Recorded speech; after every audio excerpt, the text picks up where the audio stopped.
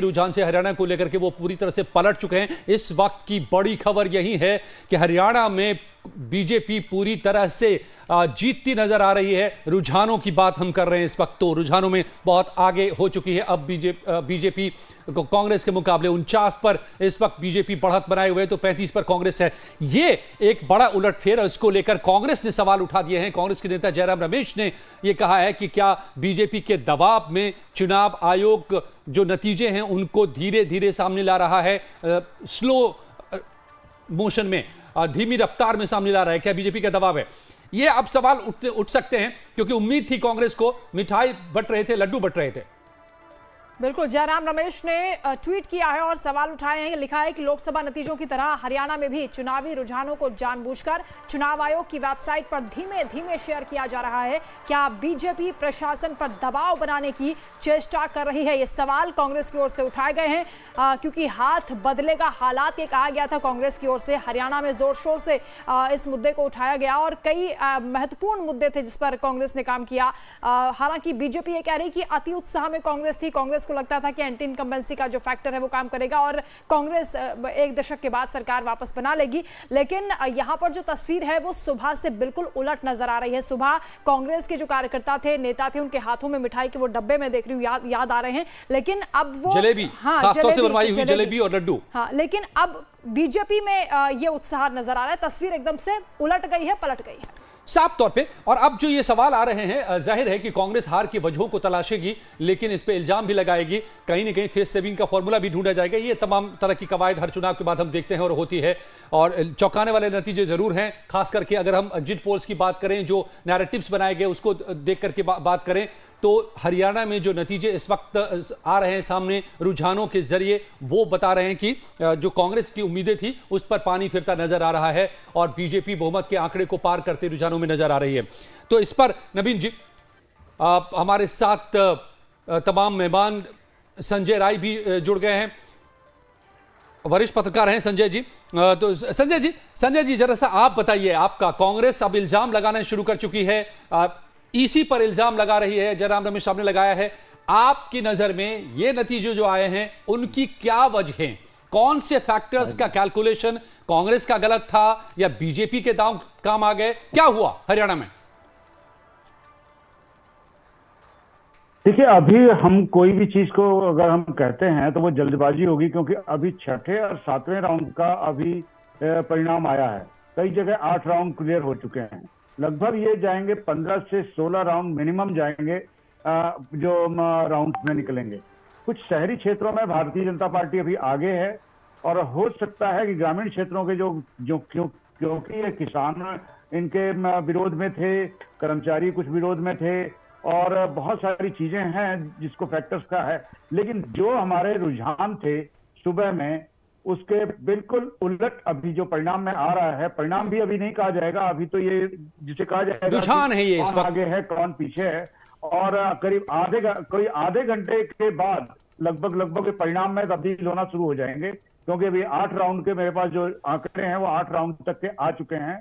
इसके बाद जहां पर हम लोग कह रहे थे कि बिल्कुल पीछे है, वो पीछे पिछड़ नहीं रहे थे, वहां पे भारतीय जनता पार्टी ने एकाएक आगे हुए, और कई जगह निर्दलीय और आईएनएलडी के कार्यकर्ताओं की वजह से, जो उम्मीदवारों की वजह से थोड़ी सी कांग्रेस को पीछे हटना पड़ा, कि कांग्रेस की वोट्स को ही उन्होंने काटा है। और अभी 49 का जो आंकड़ा है चुनाव आयोग में जो दिखाया जा रहा है वो बहुत देर से स्थिर है।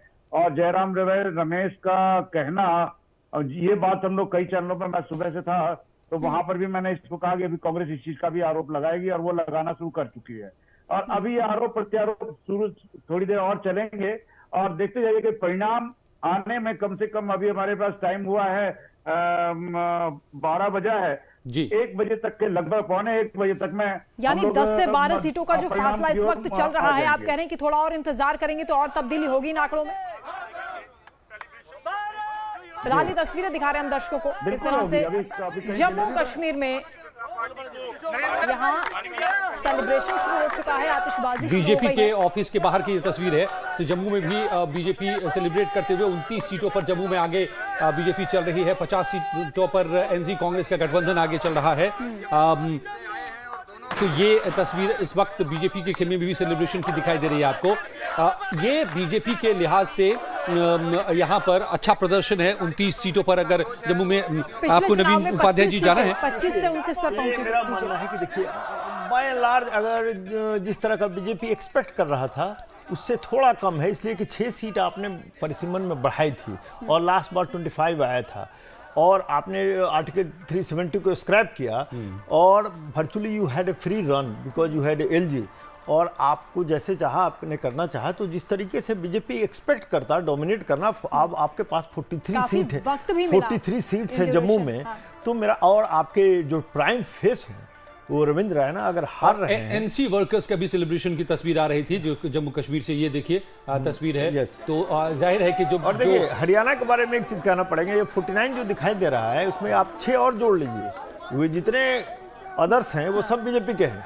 तो आप मान के चलिए कि बीजेपी के पास 55 है, ये सारे जो अदर्स हैं वो सब बीजेपी के साथ आने वाले हैं। डिफेक्टेड्स हैं वो, या फिर नहीं भी है तो आ जाएंगे, इंडिपेंडेंट वर्ल्ड तो सब बीजेपी के साथ तैयार हो जाएंगे अगर जरूरत पड़ी तो। 45 ये एनसी का सेलिब्रेशन देख रहे हैं। सबसे बड़े विजेता के तौर पर जम्मू कश्मीर में अगर कोई पार्टी उभर के सामने आई है तो वो एनसी है। हम जो देख रहे हैं जम्मू कश्मीर के रुझानों में 50 पर आगे इस वक्त है कांग्रेस प्लस। दरअसल कांग्रेस प्लस में एनसी ही है जो मेजर स्टेक होल्डर है। कांग्रेस को 10-12 सीट आए होंगे, 12 सीट से ज्यादा कांग्रेस को नहीं आ सकता। यही है, करीब 10 के आसपास कांग्रेस की बढ़त है। तो एनसी के कार्यकर्ता इस वक्त इसीलिए जाहिर है जश्न मनाते हुए नजर आ रहे हैं। यहाँ पर जम्मू कश्मीर के भीतर कश्मीर की ये तस्वीर आप देख रहे हैं जहां पर एनसी के कार्यकर्ता, तो एनसी की सरकार, एनसी प्लस की सरकार कहें तो यहाँ पर बननी अब करीब करीब तय लग रही है।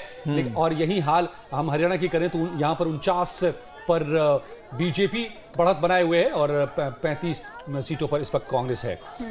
अब फैक्टर्स की जो हम एक एक करके बात कर रहे थे कि कौन से फैक्टर्स, कांग्रेस ये मानकर चल रही थी कि उसके पास एंटी इनकम्बेंसी, उसके अलावा किसान का फैक्टर, पहलवान का फैक्टर, विनेश फोगाट को लेकर के आना, ये तमाम फैक्टर, क्या गलती कहां कांग्रेस? देखिए मेरा मानना है ये सारे फैक्टर्स थे, ये कहना कि ये फैक्टर नहीं थे ये गलत होगा। कहां गलती हुई है कांग्रेस से? अगर दो चीजें अगर हमको कहा जाए कि पॉइंट आउट करने के लिए, तो एक जो है कि वो टेकन फॉर ग्रांटेड, आपने हम जीत ही रहे हैं, आपने केवल विक्ट्री को नहीं टेकन फॉर ग्रांटेड लिया, आपने वोटर्स को भी टेकन फॉर ग्रांटेड लिया, फर्स्ट थिंग। दूसरा, आपने जिस तरीके से हुड्डा का ओवर प्रोजेक्शन हुआ, केवल पूरे campaigning was led by Hooda, उससे हुआ कि केवल जाट इस इलेक्शन को लड़ रहे हैं, समझ रहे हैं ना। थर्ड, कांग्रेस का ये तस्वीर बड़ी दिलचस्प है, हम दर्शकों को बता देते हैं। जुलाना से, हाँ जुलाना से ये विनेश फोगाट हैं जो हर बूथ पर जा रही हैं, जो सेंटर्स यहाँ पर बनाए गए काउंटिंग सेंटर्स, वहां पर जाकर वो खुद भी चेक कर रही हैं क्योंकि काफी वोटों से पीछे चल रही हैं और एक समय में आगे चल रही थी काफी देर तक, फिर पीछे हुई तो पीछे ही रह गई। अब उम्मीद उन्हें थी यहाँ पर कि पता नहीं क्यों हरियाणा में लोग पहलवानों को तो इज्जत बहुत करते हैं, लेकिन बबिता फोगट बिहार गए थे, योगेश्वर दत्त बिहार गए थे और ये भी, तो हरियाणा में स्पोर्ट्समैन 5000 वोटों से अब पीछे चल रही हैं। स्पोर्ट्समैन को इज्जत देते हैं, लेकिन स्पोर्ट्समैन को राजनीति में जब आता है तो हरियाणा के लोग उसको स्पोर्ट्समैन नहीं, नेता की तरह लेकिन विनेश के लिए ये चुनाव बहुत ज्यादा अहम है और ऐसे वक्त पर वो जब बहुत बड़ा हार्ट ब्रेक होगा क्योंकि डामाडोल हुआ, वो जिस तरह से फेल हो गई थी वहां। नहीं, अब जो उनके राइवल थे वो उनको ये भी कहेंगे कि पब्लिक ने रिजेक्ट कर दिया तरह तरह के। प्रशांत हमारे संवाददाता कांग्रेस हेडक्वार्टर पर मौजूद है। प्रशांत, क्या अब तस्वीर नजर आ रही है, क्योंकि यहां पर नतीजों की तस्वीर साफ हो रही है, तो कांग्रेस मुख्यालय की तस्वीर?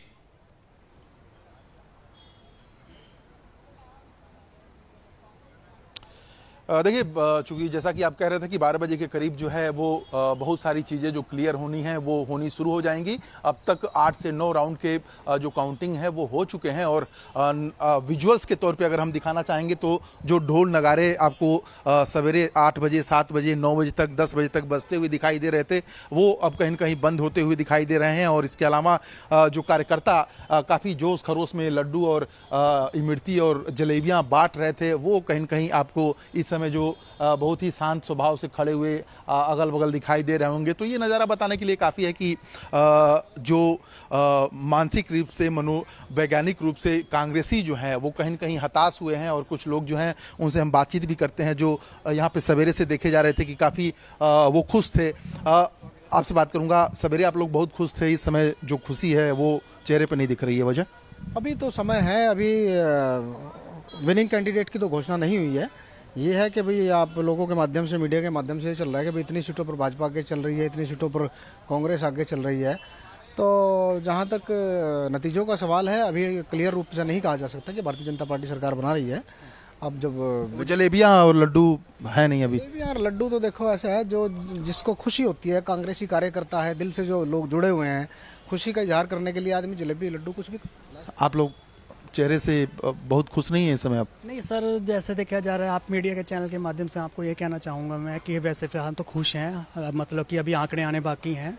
अभी हम मतलब कि हमने अपनी जो है वो मायूसी नहीं है हमारे चेहरे पर, अभी भी हमें हौसला है। हम शाम तक भी देखते हैं। 8 से 9 राउंड की काउंटिंग हो चुकी है। अब किस बात की अभी उम्मीद है?